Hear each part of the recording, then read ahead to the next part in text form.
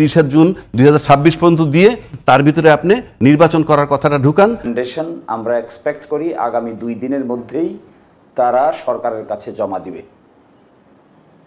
এই রিকমেন্ডেশনের মধ্যে থাকার কথা হলো একটি আদেশ জারি করবে সরকার। ওই আদেশের ভিত্তিতে একটি গণভোট অনুষ্ঠিত হবে। এই গণভোটের ফলে একটি কনস্টিটিউয়েন্ট পাওয়ার সম্পন্ন সংসদ হবে এবং একটি জেনারেল সংসদ হবে।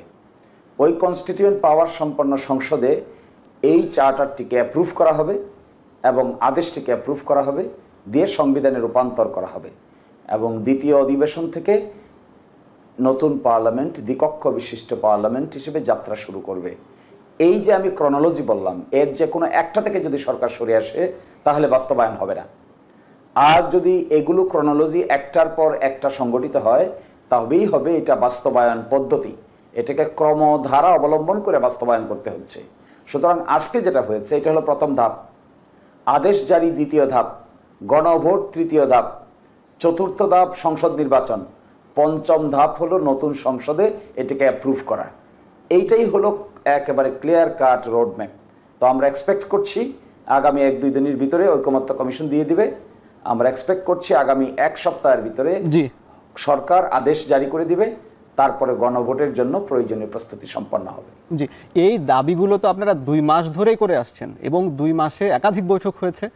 সব সম্মিলিতভাবে ঐকমত্য কমিশন রাজনৈতিক দলগুলোর সঙ্গে 5টা মিনিমাম বৈঠক করেছে। এছাড়াও আলাদাভাবেও কিন্তু সমঝোতার জন্য অনেকগুলো রাজনৈতিক দল একে অপরের সঙ্গে বৈঠক করেছে, কিন্তু এই বিষয়ে তো কোনো সমাধান হয়নি। তারপরেও আপনি যেটি বলছেন সেটা তো একটা দাবি, এই দাবিটি তো এনসিপিরও, কিন্তু তারপরেও আপনারা এটাকে মানে আত্মবিশ্বাস বা কনফিডেন্সের সঙ্গে বলছেন কিভাবে যে এটি বাস্তবায়ন হবে? কারণ এতদিন তো হলো না। দাবি না, এটা দাবি না তো এতদিন কি করে হবে? আজকে যেটি হয়েছে তার আগে কি আদেশ দাঁড়িয়ে দিতে পারবে? স্বাক্ষরের আগে আদেশ হয়ে যাবে? তাহলে তো ঘোড়ার আগে গাড়ি চলে যাবে। আজকে স্বাক্ষর হয়েছে, আগামী 2 দিনে রিকমেন্ডেশন দিবে, তারপরে সরকার আদেশ জারি করবে, তারপরে গণভোটের আয়োজন করবে। এই যে আমি সিকোয়েন্স বললাম, এই সিকোয়েন্সের কোথাও যদি ঘাটতি হয় তাহলে বাংলাদেশ জামাত ইসলামী এটা কোনোভাবেই মেনে নিবে না। আর যদি এই সিকোয়েন্সে কোনো রকমের ঘাটতি না হয়, এবং আমরা আশা করি কোনো ঘাটতি হবে না, এটাই ঐকমত্য কমিশনে আমাদের একমত হয়েছি, আমরা গণভোটের আয়োজন করব, তার আগে আদেশ জারি করব। এই জায়গায় যদি কোনো সিকোয়েন্সে প্রবলেম না হয় তাহলে আমার ধারণা এনসিপি সহ আরও যারা স্বাক্ষর করে নাই তারাও হয়তো অচিরেই সেখানে স্বাক্ষর দিবে। একটা কনফিউশন যেহেতু আছে যে পরবর্তী পদক্ষেপটা কি, তারপরে পদক্ষেপটা কি, এই জন্যই হয়তো এনসিপি এখানে স্বাক্ষর দেয় নাই। কিন্তু আমরা দেখতে পাচ্ছি প্রথম ধাপে স্বাক্ষর দিব, আমরা এই জন্য দিয়েছি যে আমরা দ্বিতীয় ধাপে যেতে চাই। কিন্তু গত 2 দিন আগেও যে প্রধান উপদেষ্টার সঙ্গে যে বৈঠক হলো সেখানেও জামাতের নেতারা বলেছিলেন যে এই জুলাই বাস্তবায়ন, সনদ বাস্তবায়নের পথটা স্পষ্ট করার পরেই জামাত স্বাক্ষর করবে কিনা ভেবে দেখবে। তাহলে সেই জায়গা থেকে সরে আসলো কেন? স্পষ্ট হয়ে যাবে আশা করি, এবং আমরা ঐকমত্য কমিশনের সঙ্গেও তারপরে আলোচনা করেছি। ঐকমত্য কমিশন আমাদেরকে বলেছেন যে প্রথম স্বাক্ষরের পরে ওনারা তাদের রিকমেন্ডেশনটা সরকারকেও দিবে, আমাদেরকেও দিবে, এবং সেটা যে লাইনে আমি বলছি রিকমেন্ডেশনটা এই লাইনেই থাকতে হবে, কারণ ঐকমত্য কমিশনে এইভাবেই বাস্তবায়নের পদক্ষেপগুলো সম্পর্কে আলোচনা হয়েছে। তো এখন আমরা অযথাই এখানে কোনো কনফিউশনের তৈরি করার কিছু নাই। আমি মনে করি স্বাক্ষর হয়েছে, একটি কাজ হয়েছে, এটাই শেষ কাজ নয়, এটাই প্রথম নয় এবং এটাই শেষ নয়, কিন্তু এটি প্রাথমিক ধাপ। আপনাকে ধন্যবাদ। প্রাথমিক ধাপ আপনি বলেছেন। জনাব ফরিদুল হক, আপনার কাছে ছোট করে জানতে চাই যে ঐকমত্য কমিশন কি আপনাদেরকেও সেইভাবে আশ্বাস দিয়েছিল কিনা যে এই প্রথম ধাপ, এর পরের ধাপগুলো এইভাবে বাস্তবায়ন হবে? কি বলবেন? জি, আমি শ্রদ্ধেয় শিশির মনির ভাইয়ের কথার সাথে মানে শ্রদ্ধার সাথে বিনয় রেখে আমি বলতেছি, উনি যে লাইনটা বললেন, যে প্রক্রিয়াটা বললেন, যে ক্রমটা বললেন, এটা নিয়ে কোনো দ্বিমত নেই। আমরাও কিন্তু একেবারে প্রেস কনফারেন্স করে গতকালকে এই কথাই বলেছি। আমাদের যেটা দাবি ছিল, আমরা কিন্তু আগে আদেশ চাচ্ছি না, আমরা বলছি আদেশের খসড়াটা জনগণের সামনে উন্মুক্ত করেন, এবং যেই ক্রনোলজির কথা বললেন উনি, আমরা তো এটার সাথে একমত। আমরাও এটার কথাই বলেছি যে এই ক্রনোলজিটা আপনি 7টা অঙ্গীকারনামা দিয়েছেন, 8 নম্বর পয়েন্টে এই ক্রনোলজি দিলে অসুবিধাটা কোথায়? তার মানে হচ্ছে যে আপনার এখানে কোনো একটা গ্যাপ আছে, আপনি কোথাও একটা কোনো জায়গায় ম্যানেজ করতে পারেন নাই।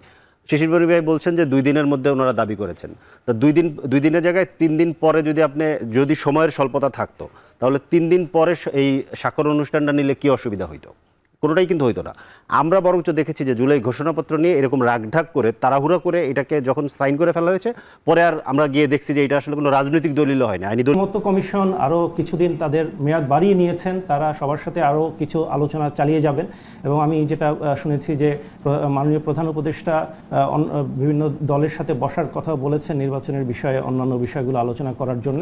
আমি মনে করি আগামী 15-20 দিনের মধ্যে আমাদের টোটাল পিকচারটা চলে আসবে এবং আমার মনে হয় যে এখানে যার যে প্রপোজালই থাকুক না কেন জাতির স্বার্থে সবাই একটা জায়গায় চলে আসবে, যেটা আলিয়া সাহেব আজকে বলেছেন যে আমাদের ভিন্ন মত থাকবে, ভিন্ন আইডিয়াস থাকবে এবং আমরা ডেফার করব, তারপরেও জাতির স্বার্থে আমরা একটা জায়গায় চলে আসব। কারণ এটা এমন না যে আমি যেটা বলেছি এটা না মানলে এটা হতে পারবে না, এরকম যদি অ্যাটিটিউড থাকে তাহলে তো আবার বিপদ। সেক্ষেত্রে আমারটা যতটুকু আমার পয়েন্টটা তুলবো, আমি আমার আর্গুমেন্টটা দেব এবং অন্যান্য দল সেই আর্গুমেন্টের সাথে যতটুকু আমার সাথে একমত হবে সেখানে মতৈক্যটা হবে। আপনি কি এই ক্রমের সঙ্গে একমত কিনা, যে ক্রম বা যেই ধারাবাহিক যে প্রক্রিয়ার কথা বললেন পূর্বে আলোচক, এই ব্যাপারে আপনি একমত কিনা? এই ক্রমটা নিয়ে আমি আমার কোনো বিষয়ে মত নেই, দ্বিমত নেই। আমার কথা হচ্ছে যেহেতু এখনো এটা অফিসিয়ালি পাবলিশড হয়নি কিভাবে কি প্রক্রিয়াটা হবে, এই ক্ষেত্রে আমি ব্যক্তিগতভাবে কোনো মতামত দেওয়ার পক্ষপাতী না। উনি একটা দলের ভিউ বলেছে মনির সাহেব, সো অবভিয়াসলি এটা দলীয় ভিউ হিসেবে এসছে, কিন্তু কি প্রক্রিয়াতে এটা বাস্তবায়ন, অবশ্যই বাস্তবায়ন করতেই হবে, এটা নিয়ে কোনো দ্বিমত নেই। কিন্তু বাস্তবায়নটা স্মুথভাবে হয়, সবার সাথে সবাইকে একসাথে নিয়ে, বিশেষ করে এনসিপি, তাদেরকে আমি বিশেষভাবে ধন্যবাদ জানাই। তারা বিষয়টা যদিও আজকে সই করেননি, কিন্তু তারা বিষয়টাকে জোর দেয়, এটা নিয়ে জনমনে আরও আলোচনা হচ্ছে এবং আমি মনে করি যে অচিরেই এই বিষয়ে ওনাদের সাথেও একটা ঐক্যমত চলে আসবে এবং সবাই মিলে বাস্তবায়নটা আমরা যৌথভাবেই করতে পারবো। এবং কমিশনকে আমরা ওই সহযোগিতাটা রাজনৈতিক দলগুলো দীর্ঘ 6-7 মাস ধরে দিয়েছে, সামনে 15 দিনকে আমার মনে হয় না তারা এমন কোনো ড্রাস্টিক কিছু করবে যেটা আমরা পুরো প্রক্রিয়া থেকে ছিটকে পড়ব। মানে আমি একটু জানতে চাই, আমি মনে করি যে খুব অধৈর্য হওয়ার কিছু নেই, এটা বাস্তবায়ন হবে ইনশাল্লাহ। জি, বাস্তবায়ন হবে আমরা আশা করি, কিন্তু 2 মাসের যে আলাপ আলোচনা, অর্থাৎ জুলাই যে ঐকমত্য কমিশনের শেষ বৈঠক হয়, তারপর আগস্ট, সেপ্টেম্বর, অক্টোবরের মাঝামাঝি, এই যে প্রায় 2.5 মাস চলে গেল, এতদিনও বাস্তবায়নের পদ্ধতি বা প্রক্রিয়াটা ঐকমত্যে আসা গেল না। এবং আপনি কিভাবে মনে করছেন আগামী 15 দিনের মধ্যে সেটা সম্ভব? না, এখানে বিষয়টা ভেরি সিম্পল। আপনি একটা ধাপ ক্রস করলেন কিভাবে, যে কোন বিষয়গুলো আমরা ঐকমত্য হয়েছি সেটা এখন সবাই মিলে একটা জায়গায় পৌঁছেছি এবং সেটার স্বাক্ষর হয়েছে। তার মানে আমরা কিন্তু এই জিনিসটা ঝুলেছিল যে আসলে পুরো জিনিসটাই একটা ধূম্রজালের মধ্যে ছিল। এখন একটা স্টেপ এগিয়ে নিলাম, তার মানে হলো যে আমরা কোন বিষয়ে বাস্তবায়ন করব সেটা নিয়ে এখন আর কারো দ্বিমত থাকার সুযোগ থাকবে না। ইভেন যারা সই করেননি তারাও কিন্তু এই আলোচনা এখানে চলে এসেছেন, যার যার নোট অফ ডিসেন্ট। এখনো কিন্তু জটিলতাগুলো রয়ে গেছে, যেমন নোট অফ ডিসেন্টের কথা বলছেন। এই নোট অফ ডিসেন্ট থাকার পরে প্রশ্নটা কি হবে, প্রশ্নের ধরন কি হবে এবং সংবিধান আদেশ হবে নাকি নির্বাহী আদেশ হবে, এই বিষয়ে কিন্তু বিতর্ক রয়ে গেছে।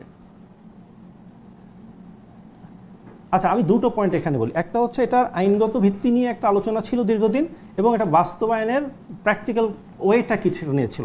বাস্তবায়নের ওয়েটা নিয়ে কিন্তু সবাই একই কথাই বলছে যে গণভোট, আদেশ, নির্বাচন, পার্লামেন্ট, এই হয়তো ক্রোনোলজিটা আগে পিছিয়ে কিভাবে হবে সেটা নিয়ে একটা আলোচনার মধ্যে আছে। বিশেষ করে এটা কি গণভোটটা আগে হবে নাকি জাতীয় নির্বাচনের একসাথে হবে, এই বিষয়গুলো এখন আলোচনার মধ্যে আছে। এটা খুব জটিল আলোচনা না, কিন্তু আইনগত ভিত্তির ব্যাপারটা ভেরি ক্লিয়ার। সেটা আমরা সবাই বুঝে গেছি যে আইনগত ভিত্তি সংবিধানের ক্ষেত্রে যেহেতু আমরা এটা মোটামুটি সংবিধানের এটা অ্যামেন্ডমেন্ট হবে বা সংবিধানকে আমরা পরিবর্তন করব। কনস্টিটিউয়েন্ট অ্যাসেম্বলি হলেও তো পুরো কনস্টিটিউশন বাতিল করে কনস্টিটিউয়েন্ট পাওয়ার দিয়ে যদি পার্লামেন্টও হয়, তাও তো পুরো কনস্টিটিউশন বাতিল করে করা হবে না, সেটাও এক ধরনের অ্যামেন্ডমেন্ট প্রক্রিয়ার মধ্যেই হবে। সো সেই কনটেক্সটে আলটিমেটলি আমার মনে হয় প্রক্রিয়াটা অলরেডি সবার কাছে ক্লিয়ার। প্রক্রিয়ার কিছু নিটিগ্রিটি আছে, সেটা নিয়ে এখন আলোচনা চলবে। জি, আপনাকে অনেক ধন্যবাদ। জনাব শিশির মনির কাছে আমরা একটু জানতে চাই, তিনি যুক্ত আছেন। জনাব শিশির মনির, এই যে যেটি বললেন মঈন ফিরোজী, এবং আপনার কাছেও একই প্রশ্ন, যে এই 15 দিনে কি এই যে প্রক্রিয়া সেটি কি বাস্তবায়ন বা সেই ঐকমত্যে আসা সম্ভব কি মনে করেন? আবার একই সঙ্গে জানতে চাই যে এই একটু আগে যেমন ফরিদুল হক বলছিলেন যে এখানে 7টি অঙ্গীকারনামা আছে, আরেকটি অঙ্গীকার একটি যুক্ত করা কি যেত না? এই আজকে কেন ঘটা করে এই অনুষ্ঠানটা করা লাগবে? প্রয়োজনে কি 2 দিন পেছানো আরও গিয়ে তারপরে একটি সমাধানে আসা যেত কিনা?